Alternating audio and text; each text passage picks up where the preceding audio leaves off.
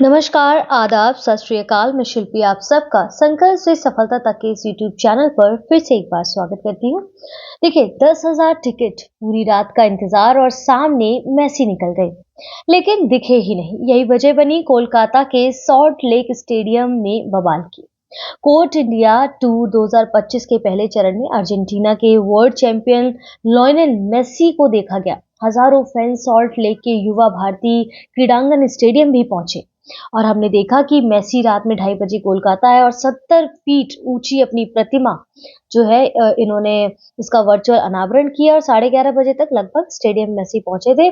और नतीजा क्या रहा, क्योंकि वीवीआईपीज और राजनेता जो है उनके चारों ओर उनको घेरा गया था, जिसमें टिकट लेकर जो दर्शक बैठे थे वो मेसी को साफ झलक नहीं देख पाए। अब अपनी स्क्रीन पर देख पा रहे होंगे। तो यहाँ पर क्या हुआ कि गुस्साए फैंस ने क्या किया, बॉटल फेंकना शुरू कर दिया, कुर्सियां तोड़ दी। कुछ लोग तो सुरक्षा घेरा तोड़कर भी मैदान में घुस गए और हालात इतने ज्यादा बिगड़ गए कि आरएएफ को तैनात करना पड़ा वहां पर। और फैंस की नाराजगी इतनी बड़ी वजह बन गई कि 4500 से 10,000 तक के महंगे टिकट थे, लेकिन ना खेल, ना ड्रिबलिंग, ना ही संबोधन, मतलब कुछ भी देखने को नहीं मिला। खाली हाथ वो वापस लौटे हैं। उनको उम्मीद थी कि एटलीस्ट मेसी के साथ वो एक फोटो ले सकेंगे। तो बेसिकली यहाँ पर कई सारी ऐसी चीजें हैं जो निराशा का कारण बनी है। मामला बड़ा जब सामने आया ये सारी चीजें, तो पश्चिम बंगाल के जो राज्यपाल थे वो राज्यपाल जो है सीवी आनंद बोस ने, उन्होंने राज्य सरकार से पूरे आयोजन पर रिपोर्ट मांगी और पूछा कि क्या क्यों आम जनता की भावनाओं पर, कीमत पर पैसा कमाया गया ये। तो मेसी का जो दौरा है वो यादगार बन सकता था, लेकिन खराब आयोजन ने इसे बवालों में इसे बदल दिया। और आज हम यहाँ पर यही चीज पढ़ने वाले हैं कि आखिरकार हमारे इंडियन फुटबॉलर्स पे इतना ध्यान क्यों नहीं दिया जाता, जबकि मेसी जैसे फुटबॉलर्स अगर आए हैं तो उनको इतनी तवज्जो दी गई है। तो वहाँ यहाँ इंडियन फुटबॉलर्स का ऐसा कहना है कि भाई इंडियन फुटबॉलर्स का कहना है कि अगर आपने हमको इतना समय और चीजें दी होती तो हम ऐसे कई सारे जो मेसी हैं वो हम यहाँ पर खड़े कर देते, मतलब इस तरह से उनका कहना था। तो इन सब चीजों को हम थोड़ा सा यहाँ पर समझने का प्रयास करेंगे कि आखिरकार क्या चीजें जो है वो हमारे सामने निकल कर आ रही हैं। ठीक है, तो वही क्यों नहीं इंडियन फुटबॉल्स में इतना इन्वेस्ट किया जा रहा है, तो इस सारी चीजों को हम यहाँ पर क्या है समझेंगे, क्योंकि हमारे एग्जाम के पॉइंट ऑफ व्यू से क्या इंपॉर्टेंट है और आम भाषा में भी इसको समझने का प्रयास करेंगे। क्योंकि प्रेजेंट टाइम में भारत का जो फुटबॉल जो है ना, फुटबॉल मैदानों पर नहीं बल्कि प्रशासन, वित्तीय और संरचनात्मक संकटों में फंसा हुआ दिखाई दे रहा है। तो आप ये देखेंगे कि क्रिकेट का जो इम्पोर्टेंस है वो ज्यादा देखने को मिलता है रादर देन फुटबॉल के। ठीक है, तो क्रिकेट क्या है, लंबे समय से भारत में जनता के दिलों में, कॉर्पोरेट दोनों में दिलचस्पी का बहुत ज्यादा केंद्र रहा है।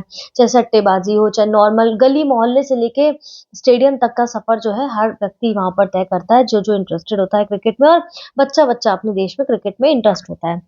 लेकिन वहीं फुटबॉल की बात की जाए तो कई सारी चुनौतियों का सामना करना पड़ता है। जैसे कि कई चुनौतियों में जैसे क्या है, फुटबॉल लोकप्रियता हासिल कर रहा है, लेकिन कई जो स्ट्रक्चर जो चुनौतियां हैं, चैलेंजेस हैं, वो इसको देखने को मिला। जैसे बुनियादी ढांचे की बात की जाए, बेसिक स्ट्रक्चर, तो देश भर में क्या है, विश्व स्तरीय जो प्रशिक्षण सुविधाएं हैं, स्टेडियम है, उनकी कमी है, जिससे खिलाड़ी के विकास में बाधा डालती है। भाई स्टेडियम वगैरह होगा तभी तो चीजों को कटिबद्ध रूप से जारी रखा जाएगा और प्रैक्टिस हो पाएगी। फंडिंग जैसा आप क्रिकेट में देखते हैं वैसा आपको इसमें नहीं देखने को मिलता है। तो इंडियन सुपर लीग जो है, आई लीग का वित्तीय पश्चिम इंडियन प्रीमियर लीग की तुलना में छोटा है, जिसके परिणाम स्वरूप क्या होता है, कम सैलरी, ठीक है, पुरस्कार राशि भी कम दी जाती है और सारा जो इन्वेस्टमेंट है वो यहाँ पर होता है, कम होता है। उस तरह से फंडिंग उतनी बेटर नहीं दिखाई देती है। मीडिया का फोकस भी ज्यादातर आप देखेंगे कि क्रिकेट की ओर ज्यादा रहता है।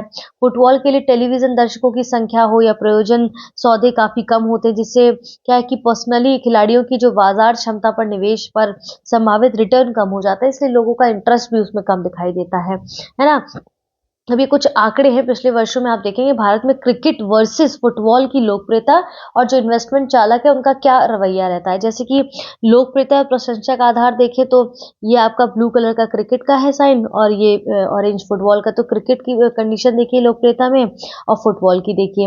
वहीं बुनियादी ढांचा और वित्तीय पोषण में अगर हम क्रिकेट को देखें तो 85% आपको लोग देखने को मिलती है, वहीं 30% फुटबॉल का देखने को मिलता है। अगर मीडिया वगैरह की बात की जाए तो 95% आप देखेंगे कि क्रिकेट की इंपॉर्टेंस को दिखाया जाता है, जबकि 25% ओनली उनके प्रयोजन या फिर ऐसे मीडिया अधिकार की यहाँ पर जो है फुटबॉल को दिखाया जाता है। तो ठीक है, ये पूरा जो एक चार्ट है ना, ये फ्लो चार्ट आपको ये बताता है कि डिफरेंस क्या है। एक वर्सेस वाली बात जो है जिसको हम समझते हैं वो यहाँ पर दी गई है। इसके बाद लोगों के मन में इस प्रकार की नाराज़गी जो देखने को मिली। इवन आप देखेंगे कई सारी वीडियोज़ जो है इंटरनेट पर निकल कर आ रही, कोई अपनी शादी छोड़कर मेसी से मिलने आया था, कोई कहीं घूमने जा रहा था तो मेसी को से मिलने आ गया। वहीं आप देखेंगे जो बच्चे इंटर्नशिप करते थे, आज मैंने सुना इंटर्नशिप पर थे, उन्होंने पूरा पैसा जोड़कर इतनी महँगी 4500 से लेके 10,000 तक की टिकट इकट्ठी की, पैसे इकट्ठे किए और इन्वेस्ट किए और वहाँ पर कुछ भी शून्य रिज़ल्ट निकल कर आया, ठीक है? तो अब यहाँ पर कह रहे हैं कि जो हमारे फुटबॉलर्स हैं उनके खिलाड़ियों की मानसिकता, उनके पेशे पर प्रेशर की बात की जाए तो स्थिति इतनी गंभीर हो चुकी है फुटबॉल में कि कई खिलाड़ी मैदान पर खेलने की बजाय सोशल मीडिया पर लिखते हैं, पोस्ट करते हैं, कृपया हमें खेलने दें, प्लीज लेट अस प्ले। ऐसे पोस्ट करने पे मजबूर हो जाते हैं और ये केवल उनकी मानसिक स्वास्थ्य को प्रभावित नहीं कर रहा है, बल्कि उनके करियर की स्थिरता और भविष्य पर भी सवाल खड़ा कर रहा है, क्योंकि एक व्यक्ति पूरी जिंदगी में अपने इस तरह से झोंक देता है और फिर पता चलता है उसको वो अपॉर्चुनिटी ही नहीं मिल रही, वो उसके लिए भीख मांग रहा है एक तरीके से, ठीक है? अब लीग बंद होने पर भी संभावित परिणाम दिखाई देते हैं। अगर आईएसएल का जो संचालन है वो ठप हो जाता है तो दूरगामी दुष्परिणाम भी होते हैं। जैसे कई फुटबॉल क्लबों के बंद होने का खतरा दिखाई देता है। जिस प्रकार की परिस्थितियां चल रही हैं, खिलाड़ियों के पास कई वैकल्पिक मंच नहीं बचेगा अगर इस प्रकार चीजें बंद हो जाती हैं। जो यूथ खिलाड़ी हैं वो करियर अधर में लटक जाएगा उनका, अगर वो उनका फोकस इस तरफ से रहता है तो। और सबसे इम्पोर्टेंट क्या है, इंटरनेशनल लेवल पर भारत की फुटबॉल की छवि को बहुत ज्यादा नुकसान पहुंचेगा अगर इस प्रकार की परिस्थितियां निरंतर बनी रहेंगी, ठीक है? अब यहाँ पर कह रहे हैं कि क्लबों और खिलाड़ियों और हितधारकों की साझा जिम्मेदारी क्या है कि क्लबों को समझना होगा कि जीत हार से आगे बढ़कर निरंतर संचालन करते रहे। ये नहीं कि रिजल्ट आएगा तभी इसको कंटिन्यू किया जाएगा, नहीं। खिलाड़ियों को खेलने का अधिकार भी वो दें। खिलाड़ियों को भी समझना होगा कि उनकी मौजूदगी ही खेल प्रेमियों में की उम्मीद है। अगर वो अपना इनपुट नहीं ढंग से देंगे तो लोगों का इंटरेस्ट उसमें बंद होगा, लीग बंद होंगे तो उनकी प्रतिष्ठा को भी प्रभाव पहुंचेगा, ठीक है? वहीं यूनियन हो गया या फिर वित्तदाता जो फंडिंग करते हैं, जो प्रायोजक है, जो मीडिया है, इनको भी स्वीकार करना होगा कि फुटबॉल सिर्फ एक जो है व्यवसाय नहीं है, ठीक है? ट्रेड नहीं, बल्कि युवाओं के सपनों की दिशा है, ठीक है? ये भी तो समझना होगा, सिर्फ वो पैसे के लिए हर चीज़ नहीं होती है, पैशन के लिए भी होती है, देश के लिए होती है, ठीक है? देश के लिए होती है, इंटरनेशनल अपनी इमेज के लिए एक होती है सारी चीज़ें। तो इन सब चीज़ों को अगर ध्यान में रखा जाएगा तो इस गेम को फिर से एक रवैये पर लाया जा सकता है, क्योंकि अगर इस प्रकार से ठप हो गए संघ तो काम नहीं चल पाएगा, ठीक है? तो ये सारी चीज़ें हमें यहाँ पर समझनी होंगी धीरे-धीरे बदलते हुए समय के साथ-साथ। और यहाँ पर इसी प्रकार से मैं आपको एक चीज़ और सूचित कर देना चाहती हूँ कि मंडे, वेडनेसडे, फ्राइडे आपकी शाम को 6 बजे, ठीक है, इकोनॉमिक्स की क्लासेस आती हैं। वहीं आपकी ट्यूसडे और सैटरडे आपकी आर्ट एंड कल्चर की क्लासेस शाम को 6 बजे आती है, ठीक है? आर्ट एंड कल्चर की जो मैं पढ़ाती हूँ, इसमें 2-3 क्लासेस और रह गई हैं इकोनॉमिक्स में। पूरी आपकी 2-3 क्लासेस के बाद पूरा इकोनॉमिक्स कवर कर देंगे, उसमें पूरा बेसिक एनसीईआरटी के साथ पूरा कवर हो गया है।